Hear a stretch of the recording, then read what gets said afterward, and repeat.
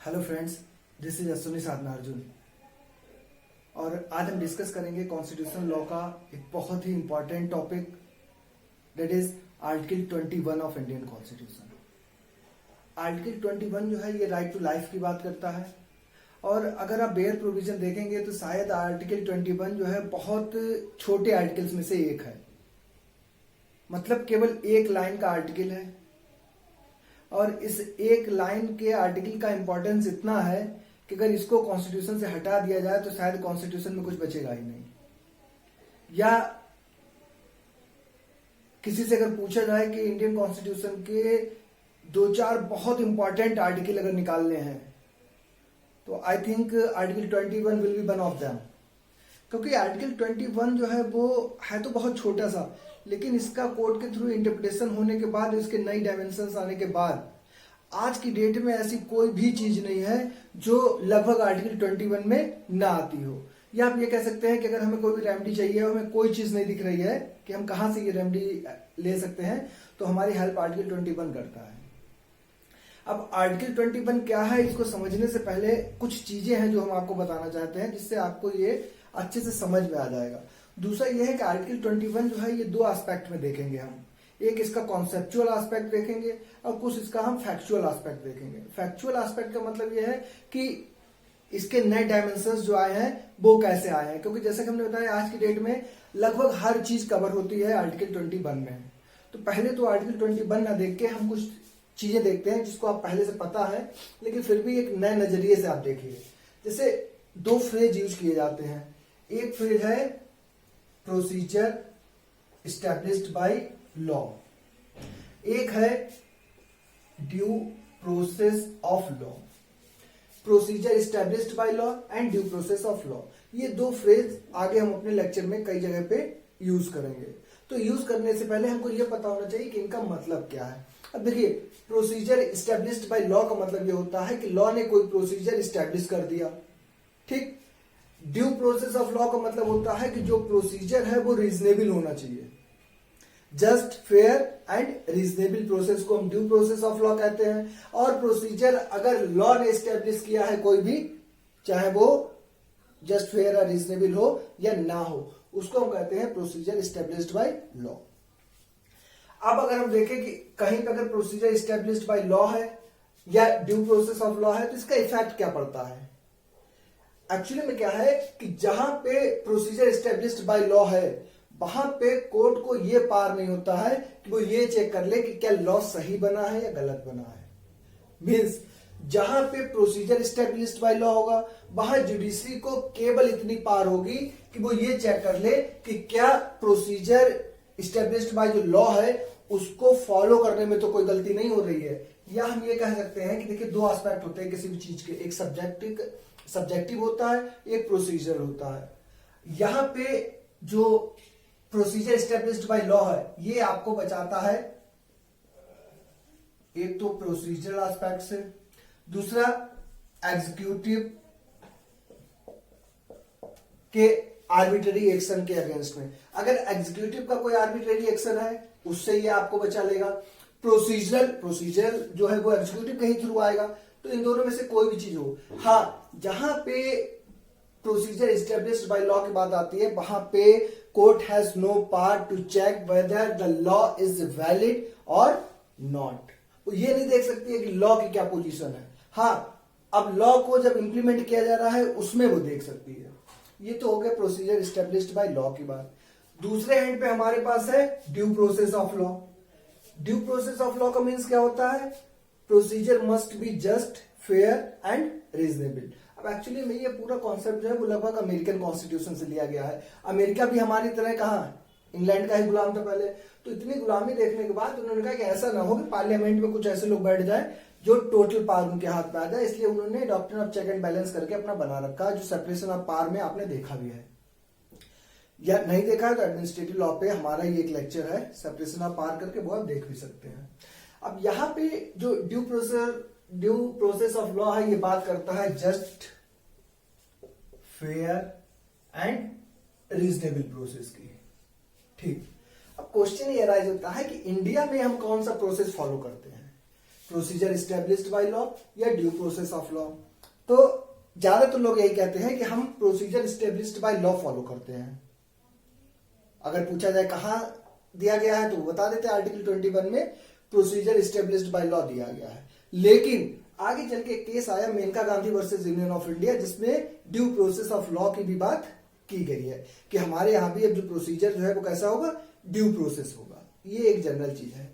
लेकिन यहां पे एक मजेदार चीज देखिए कि जब हम ये कहते हैं कि प्रोसीजर स्टेब्लिश्ड बाय लॉ 21 में है और ड्यू प्रोसेस ऑफ लॉ जो है ये आर्टिकल 21 में माना जाएगा मेनका गांधी के केस से, क्या इससे पहले हमारे यहां ड्यू प्रोसेस ऑफ लॉ नहीं था? एक आर्टिकल और अगर आपको ध्यान हो, हमने अभी डिस्कस किया है पहले, आर्टिकल 13(2). आर्टिकल 13 क्या करता है? आर्टिकल 13(1) ये कहता है if any law which has been before the commencement of Indian constitution and if that law is inconsistent with the fundamental right then to that extent that law will be null and void. कि constitution के commencement से पहले अगर कोई भी law है और अगर वो फंडामेंटल राइट्स को वायलेट कर रहा है, उससे इनकंसिस्टेंट है, तो वो क्या हो जाएगा, वॉइड हो जाएगा। आर्टिकल 13(1). आर्टिकल 13(2) क्या कहता था? Now state shall not make any law which infringes और violates the fundamental rights of citizens और persons provided under article 3 of Indian constitution. अब आर्टिकल 13(2) ये कहता है कि आप फंडामेंटल राइट्स को वायलेट नहीं कर सकते। इसका मतलब हमारे यहाँ जुडिशरी को जुडिशियल रिव्यू की पावर पहले से ही है। और जुडिशियल रिव्यू की पावर का मतलब हो गया जुडिशरी हमारे यहाँ चेक कर सकती है कि क्या जो लॉ बनाया गया है वो law just, fair and reasonable है या नहीं है, कहीं वो किसी के फंडामेंटल राइट्स का वायलेशन तो नहीं कर रहा है। ये पावर तो शुरू से ही है। यानी कि हमारे कॉन्स्टिट्यूशन में अगर हम आर्टिकल 21 को छोड़ दें तो बाकी जितने भी फंडामेंटल राइट्स हैं सब में ड्यू प्रोसेस ऑफ लॉ पहले से ही एप्लीकेबल है। क्यों? क्योंकि ड्यू प्रोसेस ऑफ लॉ क्या करता है, जुडिशियल रिव्यू की पावर देता है कोर्ट को कि वो पार्लियामेंट द्वारा बनाए गए लॉ को भी चेक कर सकता है कि ये लॉ सही है या नहीं सही है। अब जब पहले से ही पूरा ड्यू प्रोसेस ऑफ लॉ हमारे कॉन्स्टिट्यूशन में है तो फिर आर्टिकल 21 में प्रोसीजर स्टेब्लिश्ड बाय लॉ क्यों आया है, क्या चीज है, उसको हम देखते हैं। पहले आपको समझ में आ गया होगा कि ड्यू प्रोसेस ऑफ लॉ क्या है, प्रोसीजर स्टेब्लिश्ड बाय लॉ क्या है। दोनों में डिफरेंस केवल इतना होता है कि इसमें जुडिशरी चेक कर सकती है केवल एग्जीक्यूटिव आर्बिट्रेरी एक्शन को, लेजिस्लेटिव आर्बिट्रेरी एक्शन को प्रोसीजर स्टेब्लिश्ड बाय लॉ में चेक नहीं किया जा सकता। ड्यू प्रोसेस ऑफ लॉ में ये भी किया जा सकता है। अब हम बात करते हैं अपने मेन टॉपिक की, आर्टिकल 21 की। अब आर्टिकल 21 कहता क्या है? ये अगर आर्टिकल 21 की हम बेयर लैंग्वेज की बात करें तो वहां कहा गया है no person shall be deprived of life और personal liberty except according to the procedure established by law. यानी आर्टिकल 21 में अगर हम देखें तो क्या क्या चीजें हमें देखनी है, पर्सन, लाइफ,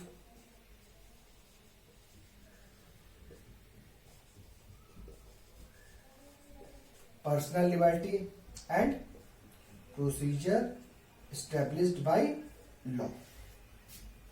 चार चीजें आर्टिकल 21 बताता है कि no person shall be deprived of his life और personal liberty except according to the procedure established by law.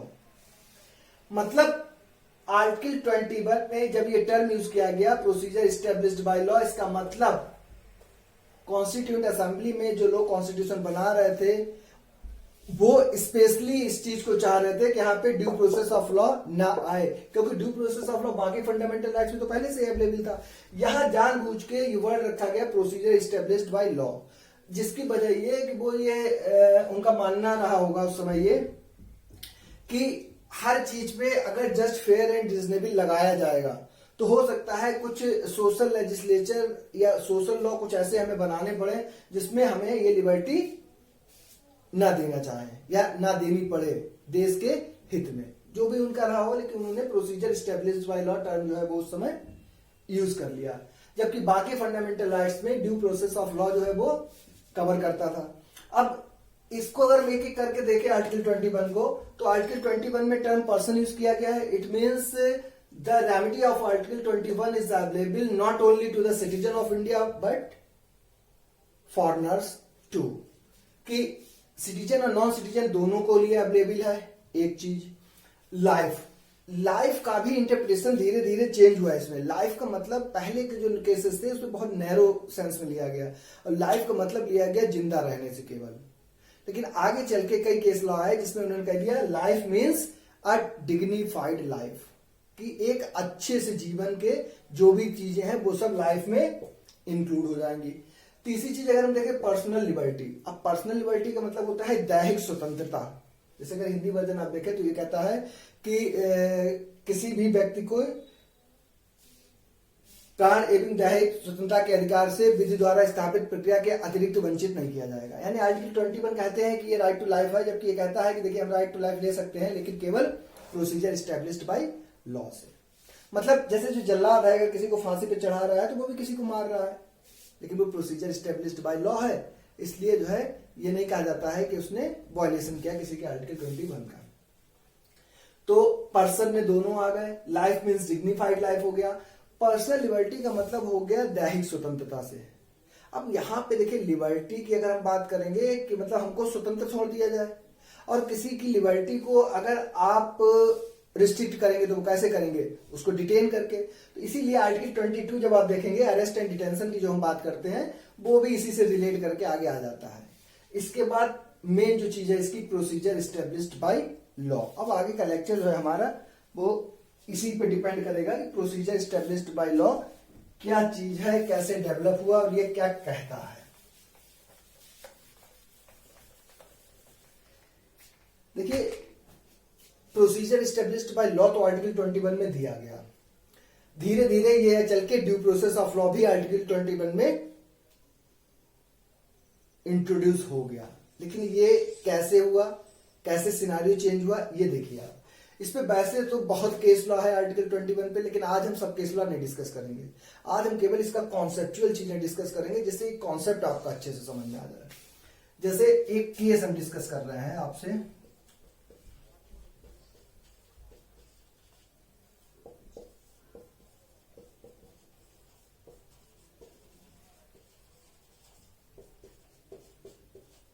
ए के गोपालन वर्सेस स्टेट ऑफ मद्रास का एक केस है।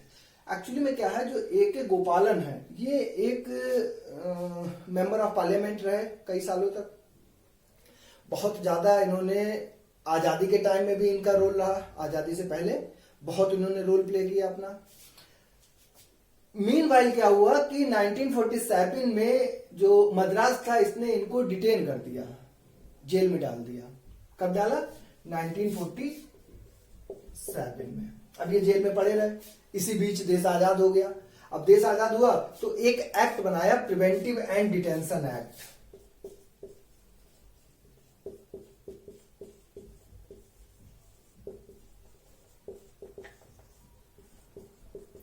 प्रिवेंटिव एंड डिटेंशन एक्ट एक बन गया 1950 में। और मद्रास स्टेट ने क्या किया, ये जेल में तो पहले से ही थे, ये कहा कि अब जो है ये ए के गोपालन इस एक्ट के अकॉर्डिंग डिटेन रहेंगे। तो यहां भी देखिए, अगर आप डॉक्टर ऑफ इक्लिप्स या बाकी चीजें हमने देखी थी तो ये जेल में 47 से ही है, प्रिवेंटिव डिटेंशन एक्ट 50 में बना है। लेकिन अब स्टेट ने ये कह दिया कि ए के गोपालन जो है वो जेल में रहेंगे ही रहेंगे। अब अपने वकील के थ्रू ए के गोपालन जो है वो सुप्रीम कोर्ट गए, सुप्रीम कोर्ट जाके ये केस फाइल हुआ। इस केस से फाइल हुआ तो ए के गोपालन ने देखिए क्या क्या वहां पे अपनी बात रखी। ए के गोपालन का कहना था पहली बात कि हमारी जो पर्सनल लिबर्टी है ये हमसे छीनी जा रही है। और आर्टिकल 21 में एक टर्म जो यूज किया गया है वो यूज किया गया है procedure established by law, PEL। बोले प्रोसीजर एस्टैब्लिश्ड बाय लॉ जो यूज किया गया है इसमें कोर्ट को ये देखना चाहिए कि ये एक्ट गलत तरीके से बना है, और पूरा एक्ट ही जब गलत तरीके से बना है तो इस एक्ट के अंदर जो है वो हमें डिटेन नहीं किया जा सकता।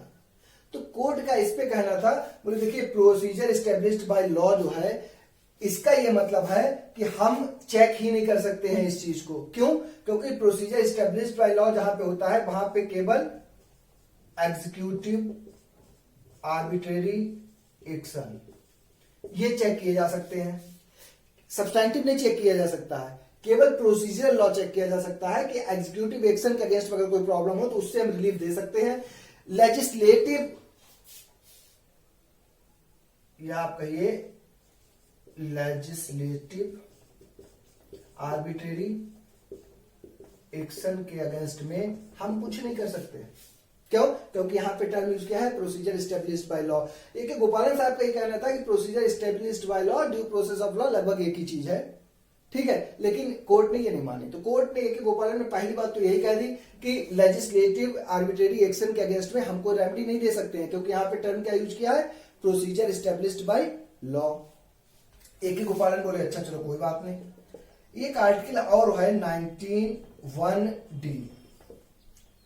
19(1)D जो है ये फ्रीली मूवमेंट की एक फ्रीडम देता है कि हम फ्रीली मूव कर सकते हैं कहीं भी, और इस फ्रीली मूवमेंट पे रिस्ट्रिक्शन लगाया जा सकता है केवल दो ग्राउंड पे जो 19(5) में दिए गए हैं। एक in the interest of general public, दूसरा in the interest of scheduled tribes. बोले जनरल पब्लिक के इंटरेस्ट में और शेड्यूल्ड ट्राइब्स के इंटरेस्ट में रिस्ट्रिक्शन लगाया जा सकता है आर्टिकल 19(1)D पे। बोले हमारा डिटेंशन जो है वो ना तो इसमें आता है ना इसमें आता है। बोले अगर हमें फ्री किया जाए, फ्रीली मूवमेंट हमको मिले, तो ना तो ये जनरल पब्लिक के अगेंस्ट में है और ना ही शेड्यूल्ड ट्राइब्स के अगेंस्ट में है। तो आप हमारे डिटेंशन जो है वो वॉइड कर दीजिए या इनवैलिड कर दीजिए अंडर आर्टिकल 19(1)D के अकॉर्डिंग। इसमें भी कोर्ट ने एक नया गेम खेल दिया। कोर्ट का ये कहना था कि देखिए आप जो फंडामेंटल राइट्स के आर्टिकल्स हैं इनको मिक्स मत कीजिए। 19(1)D का यहाँ कोई मतलब ही नहीं है। आप पर्सनल लिबर्टी की बात कर रहे हो जो कहां दिया गया है, आर्टिकल 21 में दिया गया है। मतलब कोर्ट का ये कहना था कि आप अलग अलग आर्टिकल्स को मिक्स ना कीजिए। अगर आप रेमेडी आर्टिकल 21 में मांग रहे हैं तो 21 में ही रहिए, दूसरे आर्टिकल में जाने की जरूरत नहीं है। यानी ए.के. गोपालन के पूरे जजमेंट को अगर हम एक लाइन में कहें तो सीधे सीधे इनका कहना था कि एग्जीक्यूटिव आर्बिट्रेरी एक्शन के अगेंस्ट में रेमेडी हम दे सकते हैं, मतलब कोर्ट दे सकता है आर्टिकल 21 में, लेकिन लेजिस्लेटिव एक्शन के अगेंस्ट में हम नहीं दे सकते हैं, क्योंकि प्रोसीजर एस्टेब्लिश्ड बाय लॉ का ये ही मेन इंपॉर्टेंट चीज होती है कि वहां पे जुडिशरी के पास इतनी पार ही नहीं होती है वो ये चेक कर पाए कि क्या लॉ सही है या गलत है। मतलब वो केवल प्रोसीजरल एस्पेक्ट या एग्जीक्यूटिव आर्बिट्रेरी एक्शन देख सकता है। तो ए.के. गोपालन ने भी वही जनरल बात कह दी जो कि होती है इसमें। लेकिन इसमें एक और इंटरेस्टिंग चीज बताएं हम आपको। हमेशा हमने देखा है और मैंने खुद भी कहा है कि जब भी कोई बेंच बनती है तो वो ऑड नंबर की बनती है, 1, 3, 7, 5, 9, जिससे कि जजमेंट आ पाए। ए.के. गोपालन का एक, अब क्यों उस समय हुआ था ये तो हम भी नहीं कह सकते, आप सर्च कीजिए अगर कहीं मिल जाए, लेकिन ए.के. गोपालन का जो जजमेंट था इसकी बेंच थी 6 लोगों की, 6 जजेस बेंच थी ए.के. गोपालन में, और 4:2 से इसका जजमेंट आया था। 4:2 से इसका जजमेंट आया था। और इस जजमेंट में भी एक जज थे जस्टिस फजल अली, जो फजल अली थे उन्होंने डिसाइडिंग ओपिनियन में इस जजमेंट का विरोध किया था। उन्होंने कहा भी था कि भाई ऐसा है कि जो procedure established by law, due process of law लगभग एक ही चीजें हैं, और अगर आर्टिकल 21 में अगर लेजिस्लेचर किसी के राइट टू लाइफ को ले सकता है तो फिर संविधान बनाने का या संविधान का जो ऑब्जेक्ट है वो फ्रस्ट्रेट कर जाएगा। तो इनका यही कहना था फजल अली साहब का कि ये जो राइट टू लाइफ है इसमें ड्यू प्रोसेस ऑफ लॉ होना चाहिए। ये बात हो गई 1950 की। इसके बाद काफी टाइम तक इससे और चीजें आती रही, लेकिन इस केस से लोगों को बहुत ज्यादा सेटिस्फेक्शन नहीं मिल पाया। आगे चल के इमरजेंसी का टाइम आया। इमरजेंसी के टाइम के बाद एक केस आया जो यहां पे तो उसका मतलब नहीं है, आर्टिकल 22 में हम उसको डील करेंगे। वो हैबियस कॉर्पस केस के नाम से जाना जाता है, शिवकांत शुक्ला करके केस है।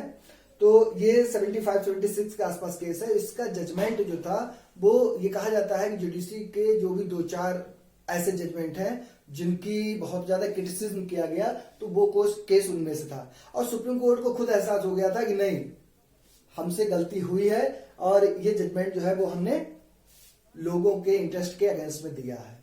तो मतलब ये इसलिए हम बता रहे हैं कि आपको आइडिया लग जाए कि मेनका गांधी में सिनारियो क्या था जिससे कि ये जजमेंट आया। अब इन सब चीजों को एक केस आया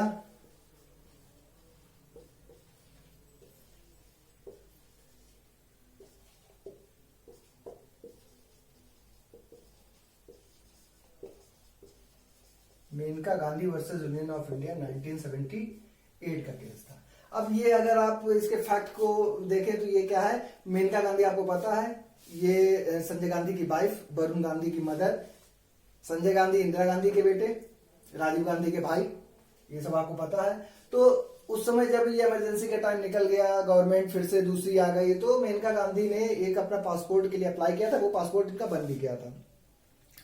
बाद में पासपोर्ट ऑफिस से इनके पास आया कि आपका पासपोर्ट हम रिजेक्ट करते हैं, आप उसको सरेंडर कर दीजिए 7 दिनों के अंदर में। अब जब 7 दिन के अंदर में इन्हें सरेंडर करने के लिए कहा तो इन्होंने कहा भाई हमें आप रीजन बताओ, अपॉर्चुनिटी ऑफ हियरिंग दो हमें आप, क्योंकि प्रिंसिपल ऑफ नेचुरल जस्टिस की ये भी बहुत जरूरी चीज है, audi alteram partem, opportunity of hearing, no one should be condemned unheard, किसी को बिना सुने आप सजा नहीं दे सकते। तो इन्होंने कहा भाई हमें बताओ तो आप क्यों कर रहे हो, तो उन्होंने रिप्लाई कर दिया, बोले नहीं नहीं ये सब कुछ हम नहीं बता सकते हैं, आप अपना सरेंडर कीजिए। अब मेनका गांधी कोर्ट पहुंच गए 1978 में, तब तक ये सब हो चुका था, हैबियस कॉर्पस वाला जजमेंट आ चुका था, बाकी चीजें सब सिनेरियो चेंज होने की पोजीशन में था। अब मेनका गांधी के सामने वैसे तो कोर्ट को बहुत ज्यादा मतलब नहीं था चीजों से, उसे केवल यही बताना था कि पासपोर्ट इनको मिलना चाहिए नहीं मिलना चाहिए, लेकिन कोर्ट भी तैयार बैठा था अपनी गलती सुधारने के लिए। मेनका गांधी में कोर्ट ने कई इंपॉर्टेंट जजमेंट दिए और लगभग जो AK गोपालन में चीजें चली आ रही थी उनको ओवर रूल कर दिया मेनका गांधी में। और इंटरेस्टिंग चीज आपको बताया, मेनका गांधी का जो जजमेंट था ये 7 जज का जजमेंट था और रेशियो इसका 7-0 था, यानी कि सबकी सहमति से ये जजमेंट आया था। सातों के सातों जज जो थे एग्री करते थे जो जजमेंट मेनका गांधी में दिया। अब मेनका गांधी में क्या क्या चीजें एक तो डिसाइड हुई, जैसा एक तो सबसे पहले प्रोसीजर एस्टेब्लिश्ड बाय लॉ। इनका ये कहना था कि भाई जो ये आप बता रहे हो कि हमें सरेंडर करना पड़ेगा, आपने लॉ ठीक है प्रोसीजर तो आप बता रहे हो कि ये लॉ के थ्रू है, लेकिन ये आपका प्रोसीजर जो है ये जस्ट फेयर एंड रीजनेबल है ही नहीं। इन लोगों ने जो अगेंस्ट में थे उन्होंने AK गोपालन का कहा, भाई AK गोपालन ने तो कह दिया गया था कि प्रोसीजर एस्टेब्लिश्ड बाय लॉ को चेक ही नहीं कर सकते हैं, जुडिशियल का नहीं बिल्कुल चेक कर सकते हैं, ठीक है। और procedure established by law means due process of law, बल्कि आप कहिए इन्होंने ड्यू प्रोसेस ऑफ लॉ ना कह के इन्होंने कहा that process must be just fair and reasonable. अब कोई प्रोसेस अगर जस्ट फेयर एंड रीजनेबल हो जाएगा तो वो अपने आप क्या हो जाएगा, ड्यू प्रोसेस ऑफ लॉ अपने आप हो जाएगा। यानी कि आप कह सकते हो कि मेनका गांधी में कोर्ट ने क्या किया, प्रोसीजर एस्टेब्लिश्ड बाय लॉ को कह दिया कि ड्यू प्रोसेस ऑफ लॉ, मतलब प्रोसीजर एस्टेब्लिश्ड बाय लॉ जो है वो जस्ट फेयर एंड रीजनेबल होना चाहिए और जुडिशियल पावर है वो उसको चेक कर सकती है अगर वो अनरीजनेबल है तो। दूसरी एक चीज और आपको ध्यान होगा AK गोपालन में वो उन्होंने लगा दिया था कि 19 और 21 को आप मिक्स मत कीजिए, तो इन्होंने कहा ये कुछ नहीं, जब भी कोई पर्सन रिलीफ लेने आता है तो एक आर्टिकल के साथ दूसरा आर्टिकल जुड़ा हुआ है। बोले आप 19 और 21 की बात कर रहे हैं, हम तो 14 भी इसमें ऐड कर रहे हैं। बोले राइट टू 14 मतलब आर्टिकल 14, 19 और 21, बोले ये तीनों लगभग साथ में ही चलते हैं, तो आप ये कैसे कह सकते हो कि 19 अगर है तो 21 की बात ना करो, 21 है 14 की बात ना करो। अगर आपको ध्यान हो पिछले लेक्चर में हमने आपको बताया था इंडियन कॉन्स्टिट्यूशन में गोल्डन ट्रायंगल किसको कहा जाता है, तो 14, 19, 21, आर्टिकल 14, आर्टिकल 19, आर्टिकल 21 जो है इन्हीं को गोल्डन ट्रायंगल के नाम से भी जाना जाता है। तो मेनका गांधी में जो मेन चीजें थी वो एक तो इन्होंने क्या किया, कह दिया process must be just fair and reasonable. बोले आर्टिकल 19, 21, 40 या एक आर्टिकल में अगर कोई केस लाता है वायलेशन में तो बाकी आर्टिकल भी वहां पे यूज किए जा सकते हैं, कोई प्रॉब्लम नहीं है। और इन्होंने एक और चीज कह दी, बोले लाइफ का मतलब, इससे पहले भी केस में खड़ग सिंह के केस में ये कहा गया, लेकिन इन्होंने फाइनली कहा कि लाइफ मीन्स अ डिग्निफाइड लाइफ। यहां तक इन्होंने कहा कि अगर कोई विदेश जाना चाहता है तो उसका भी एक फंडामेंटल राइट है ये आर्टिकल 21 में। तो लाइफ मीन्स मेनका गांधी में क्या कह दिया इन्होंने, डिग्निफाइड लाइफ। इसके बाद मेनका गांधी का केस आ गया, 7 जजेस का जजमेंट था। और हम बार बार कहते हैं कि देखिए, अगर आपको सुप्रीम कोर्ट के किसी जजमेंट को ओवर रूल करना है तो पुराने वाली बेंच से बड़ी बेंच होनी चाहिए। इसीलिए AK गोपालन 6 की थी, इन्होंने 7 की बना के मेनका गांधी को ये किया। अब मेनका गांधी में जैसे ही आर्टिकल 21 को एक आप कह सकते हैं नए पंख दे दिए उड़ने के लिए, तो पंख मिल जाते हैं, आदमी उड़ते ही है। 1978 के बाद 1980 से आपको पता है PIL का कॉन्सेप्ट स्टार्ट हो गया, PN भगवती साहब का। और PN भगवती साहब मेनका गांधी में भी जज थे। तो PN भगवती साहब से जब PIL का कॉन्सेप्ट स्टार्ट हुआ तो आगे चल के, जैसा कि हमने अपने लेक्चर के स्टार्टिंग में ही आपसे कहा कि ज्यादातर हर चीज कवर हो गई आर्टिकल 21 में। अब आर्टिकल 21 में इतनी चीजें आज की डेट में कवर हो गई हैं कि उनको हम इस लेक्चर में अब कवर नहीं करेंगे। हम बस केवल एग्जाम्पल के लिए आपको बता देते हैं। जैसे right to education article 21A में ऐड ही कर दिया गया, शेल्टर हो गया, लाइवलीहुड हो गया, क्या राइट टू डाई इंक्लूड है राइट टू लाइफ में, प्राइवेसी हो गया, इंटरनेट हो गया, ठीक है। मतलब a series of case law, health के लिए, एनवायरमेंट के लिए, एजुकेशन के लिए, ये सब चीजें धीरे धीरे किसमें कवर होने लगी, आर्टिकल 21 में। तो ये लेक्चर हमारा केवल एक कॉन्सेप्ट पे है, mainly procedure established by law, due process of law में क्या डिफरेंस है, और आर्टिकल 21 में मेनका गांधी के बाद जो ये इतनी चीजें ऐड ऑन हुई हैं तो उसके पीछे वजह क्या थी। नेक्स्ट लेक्चर में हम डिस्कस करेंगे आर्टिकल 21 की जितने भी न्यू डायमेंशंस हैं। तो ऐसे तो एक टॉपिक एक पॉइंट पे बनाया जा सकता है, लेकिन हम किस चीज कौन सी केस लॉ में आई, ठीक है। जैसे राइट टू डाई वाले पे ज्ञान कौल का केस प्रिवेल करता है। अगर हम एजुकेशन की बात करें तो उन्नी कृष्णन का केस हो गया, ठीक है। तो ये कई केस लॉ है, तो ये हम डिस्कस करेंगे अपने नेक्स्ट लेक्चर में। तब तक अपना ध्यान रखिए, घर पे रहिए, सेफ रहिए, और कम से कम नहीं तो अपने प्रति पूरी तरीके से ईमानदार रहिए। अगर हम अपने प्रति ईमानदार रह जाएं, सोसाइटी जो है वो बहुत सही हो जाएगी। थैंक्स।